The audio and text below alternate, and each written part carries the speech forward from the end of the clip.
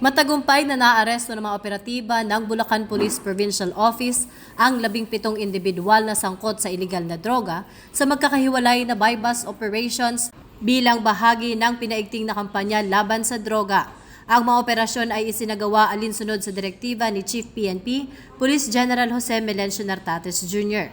Ayon kay Police Lieutenant Colonel Gilbert C. Diaz, hepe ng Bukawi Municipal Police Station, isang sospek ang naaresto sa operasyon sa Barangay Igulot, Bukawi na nagresulta sa pagkakasamsam ng 4 na gramo ng shabu na may halagang 27,200 pesos. Samantala, isang sospek din ang naaresto sa Norsagaray kung saan nasamsam ang 3.5 gramo ng shabu na nagkakahalaga ng 23,800 pesos.